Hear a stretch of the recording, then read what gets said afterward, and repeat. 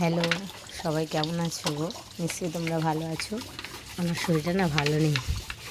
শরীরটা ভালো নেই বলতে আমার জ্বর এসেছে, তারপরে আরও টুকটাক অনেক শরীরটা মোটামুটি খারাপ আছে ভালোই। তাই এবারে রবিবার দিন একাদশী, সানডে রবিবার দিন একাদশী আছে। এবারে একাদশীর আগের দিন আমি নিরামিষ খাই। তোমরা মোটামুটি অনেকেই জানো এটা, যারা যারা একাদশী করে, একাদশীর আগের দিন পরের দিন নিরামিষ খেতে হয়।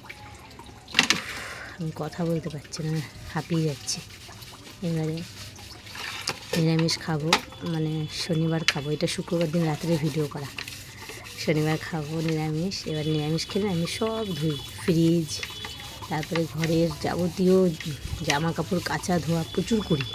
বাসন মানে যা থাকে সব একদিনে ধুই, তারপর ধুয়ে মাথা ঘষে তারপরে নিরামিষ রান্না করি।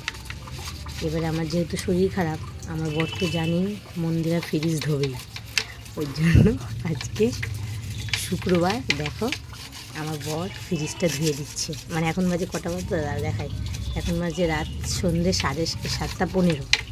এই দেখো, বিশ্বাস না করলে চারিদিকে কিন্তু অন্ধকার, লাইট জ্বলছে।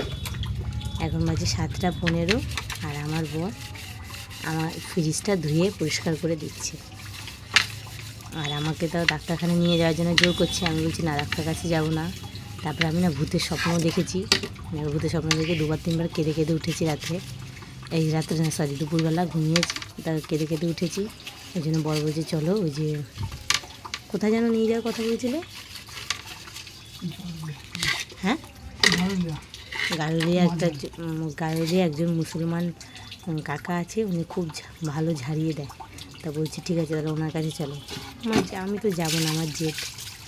দেখো ফ্রিজ ধুয়ে দিচ্ছে, আমি শুয়ে আছি কিন্তু ও উঠে সন্ধে টন্ধে সব দিয়েছে। দেওয়ার পরে এখন ওই যে ফ্রিজ ধুচ্ছে। দাঁড়া, তোমাদের আমি দেখাচ্ছি ফ্রিজটা কীরকমভাবে ধুয়েছে। দাঁড়া, চলো ফ্রিজের কাছে। এই দেখো, ফ্রিজটা কিন্তু পুরো ধুয়ে ক্লিন করে দিয়েছে। আমাকে বলেছে যে আমি বলছি তুমি ধুচ্ছ কেন? বলছে আমার কাছে শিখে রাখো, পরে তুমি ধোবে। কিন্তু আমার বিয়ে হয়েছে 8 বছর, প্রত্যেক সবসময় কিন্তু আমি ফ্রিজ ধুই, ও কিন্তু ধোয় না। এই ফার্স্ট টাইম মানে ধুইল। এই দেখো জল, মানে পুরো ঘর, মানে পুরো ঘর দিয়ে ধুয়ে নিয়ে বেরিয়েছি, জলে জল চারিদিকে। দাঁড়াম বরের কাছে। তুমি কিছু বলবে? কী বলবো? আমি বলবো যে হেল্প করতে হয়, যেহেতু তার শরীর খারাপ, জ্বর এসছে, একটুখানি ভয়ও পেয়েছি। যার জন্য আমি বললাম তুমি বিশ্রাম নাও, আমি এগুলো করে দিচ্ছি। কলে জল এখনও পড়ছে আমাদের আস্তে আস্তে ধীরে ধীরে। আমি জানি কাজটা হয়ে যাবে, আবার কালকে সকালে খাটবে ও, তাই আমি এটা করে দিচ্ছি, সহজ কাজ করে দিচ্ছি। ঠিক আছে, ভিডিওটা অনেক বড় হয়ে গেছে, আমি কেটে দিচ্ছি। আমাকে দেখাচ্ছি না, আমি পুরো বিধ্বস্ত আছি। মানে আমার দেখলে আমাকে বুঝতে, মানে আমি দেখাচ্ছি না আমাকে।